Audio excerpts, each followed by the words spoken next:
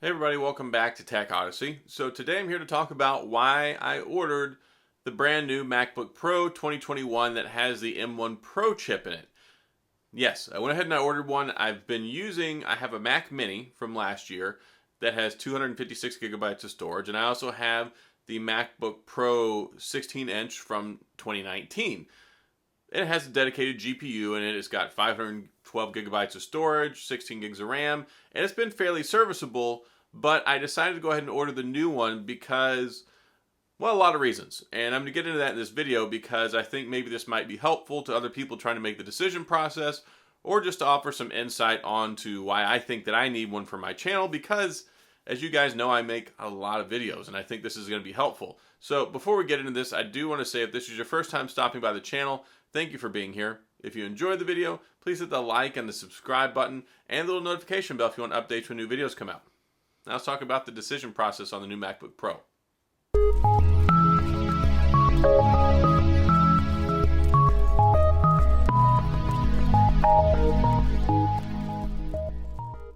Okay, so some of you guys may have seen the fanfare today. Apple had their Unleashed Apple event talking about the new MacBook Pro 2021. There are two different models. There's a 14-inch and a 16-inch, and I went with the 14-inch, and I have some reasons for that as well because I currently have the 16-inch 2019 model. It's a big boy though. It is a very big laptop, and one of the reasons is, one, it's hard to fit in my backpack with a lot of stuff. Two, the fans are super loud. It gets really hot because of the dedicated GPU and the i7 processor. And I had the base model 16-inch MacBook Pro. So I wanted to get more storage. And I wanted something with a smaller profile. RIP the touch bar, which they got rid of the touch bar on both of them. And they also added the notch, which I'm not happy about at all because it doesn't have Face ID. There's just a cutout. You've got the notch for the new 1080p camera, but hey, it does 2 times better on low light. So whoopity-doo. I didn't get it for the webcam, by the way. I think it's still pretty a rip-off that they don't even give us a 4K camera. Then there's no Face ID, but whatever. So, the new one, $24.99 MSRP. And I lucked out. Because I'm a veteran, I have access and I get the 10% military veteran discount. So, I ended up paying like 22 something and change, which worked out. I saved a little bit extra money. So, I just bring that up there so that way if you happen to be active military or a veteran, you can use the ID Me thing and go through and verify it, and you can get a discount on all Apple products. I do this every time I buy stuff, so it's really helpful. So I'm trading in my 2016 MacBook Pro, and they're giving me $1,210. So that was part of the decision process. I didn't want to spend $24.99 or $22.99. I was worried that I wasn't going to get very much trade-in value, but since they're giving me $1,210, my overall total cost afterward is going to be about $1,100 and some change, which I think is pretty good. My laptop is 2 years old, and again, 512 gigabytes of storage, 16 gigs of RAM, 16-inch screen, touch bar, the entry model 16-inch, and I've been fairly happy with it. It works way better than my PC used to. It actually works about as well as my Mac Mini, but I find a lot of times I like to use my laptop to edit with. This is going to sound really lazy, but I edit a lot in bed. And I have to record sitting upright, but I spend all day sitting in a chair. Not to go into it too much, but I was medically retired from the military, and I have 90%, I'm 90% disabled, basically. I have some issues going on. So a lot of times, I get bad headaches. I have, other issues. My neck bothers me a lot. So a lot of times, in the evening, I like to lay down in bed when I edit my video. So I'll record it, airdrop it with my phone, I'll go lay down and edit it that way. So that's one reason I really wanted an improved laptop, at least better than my Mac Mini. The M1 chip is very good. I've even used my wife's. She has a MacBook Air 2021 that has M1. It's very, very good. But I edit about 40 videos a month, sometimes 45. I did 44 videos in the last 28-day period, and that's a lot. And when you talk about adding up time, I've got a lot of stuff to do. Sometimes I edit 2 or 3 videos at one time. So every time I have to edit something and export it, it can take 10 minutes, it can take 15 minutes, it can take longer depending on how long the video is. These new processors are so powerful. The M1 chip was a big upgrade over the i7, even the i9, but having the new Mac M1 Pro chip, it's going to have a lot more processing power. So that should give me reduced recording times and also having the new iPhone 13 Pro with the capability of recording in ProRes soon, I want to shoot in ProRes sometimes. I like to be able to do that. That takes a lot more processing power. They're huge files, and we're talking like 6 gigabytes per 1 minute of recording. It's not something I'm going to do often, but the biggest turnaround for me is the ability to export and edit faster. So I can edit more stuff faster, less hiccups, and can export it faster and save myself a lot of time. So that way I can start uploading and get to the next project that I'm working on. So I wanted it for that reason. I wanted more storage. The 512 was okay, but 1 terabyte is really going to help me out more. That's twice as much storage. I'm not going to be having to delete and move stuff around all the time. Also, it has the new ProMotion display, 120 hertz. It makes things nice and smooth and all that, and especially because I record in 60 frames per second, yeah, it'll look nice, I think, whenever I'm recording stuff, if I want to watch videos, if I want to play some games. I mean, there's not really a whole lot of gaming to be had on this. But the other reason, I wanted the 14-inch model because, like I said, I edit a lot when I'm laying down. So not having this gigantic big behemoth of the 16-inch that I have, the 14-inch is smaller, it has a smaller profile, and that's going to make it easier for me. It's more lightweight, more compact. I can put it in my backpack, and it's going to be something that I think is going to be helpful for me.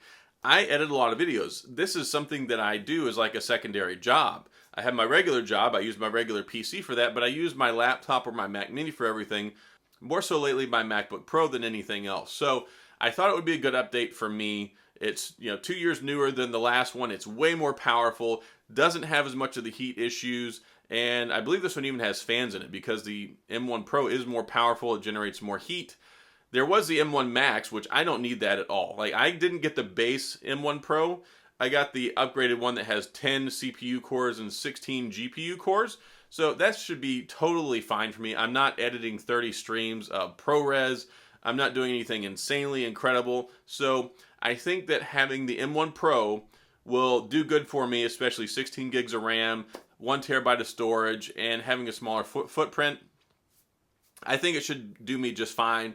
And at the total cost of about $1,100 after trading in my other MacBook Pro, which is already paid for, I don't have a whole lot of heartache about it. Now, should you go out and buy one? Well, here's the thing. When it comes to these pro-level MacBook Pros, they really are called Pro for a reason.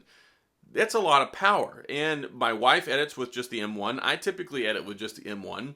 And I wouldn't buy, if it were just an M1, I wouldn't have upgraded because the i7 is pretty much on par with the M1 when it comes to having my dedicated GPU. It works out perfectly fine. So I don't think that I would have upgraded for that. I'm glad I waited and held out for this so I could get the M1 Pro.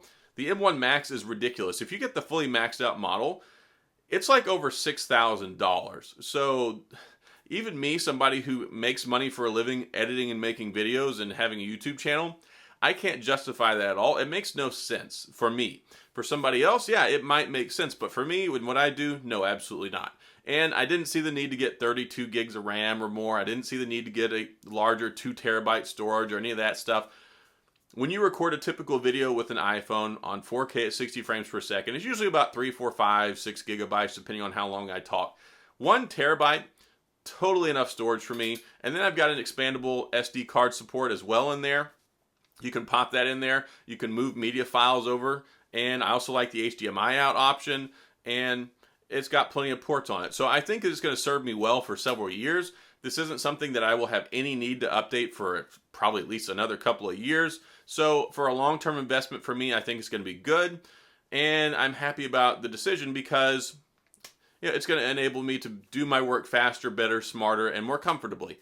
Now, if you want to go get one, if you're not editing 4K video, 8K video, if you're not doing project management stuff on like a digital media level, if you're not doing graphics design, CAD work, you probably don't need this at all. This is not a casual, I remember when I was in law school and everybody went out and got all these MacBook Pros. They spent over $2,000 getting these MacBook Pros to do data processing. They were doing word processing and taking notes. It was cool because, hey, we're in law school. Everybody has the Mac. My first semester of law school, I took hand notes and I used my BlackBerry Playbook with the Bluetooth keyboard. I didn't really have a lot of money back then. I wasn't getting a Mac computer at all. But a lot of people buy them and they don't need them. And when you look at what you get with the MacBook Air and the smaller 13-inch MacBook Pro with the M1 processor, tons and tons of power. Like if I can use that to edit 4K video, you can use it for basically anything. So look at what your needs are. Look at what your expenses are. Look at what you're doing with the computer. If you don't need all that stuff, then don't go waste your money and get a $2,000, $3,000, $4,000, $5,000 laptop. You likely, in many cases, if you don't know that you need that, you probably don't, and you're just spending a ton of money that you wouldn't otherwise need to spend. So just, yeah, if you have any questions, then ask me in the comment section, and I'll try and give you some advice and some guidance on that. But a lot of people may not necessarily need that. If you're not doing graphics design, you're not doing CAD work, if you're not doing crazy like software engineering level stuff, these things are seriously powerful. The Pro really does mean something, and it's the 13-inch MacBook Pro and the MacBook Air are very, very capable. So that's why I bought it. Those are my thoughts on it. Hopefully this has been helpful for you and giving you some insight if you're looking to get one yourself, and something you might want for your project workflow. So that's all I've got in this video. If you have any questions or comments, you want to talk about it, please head down to the comment section and we can discuss it. If you enjoyed the video, please hit the like and the subscribe button and the little notification bell if you want updates when new videos come out. And as always, thanks for being here. I appreciate you watching, and I'll see you guys next time.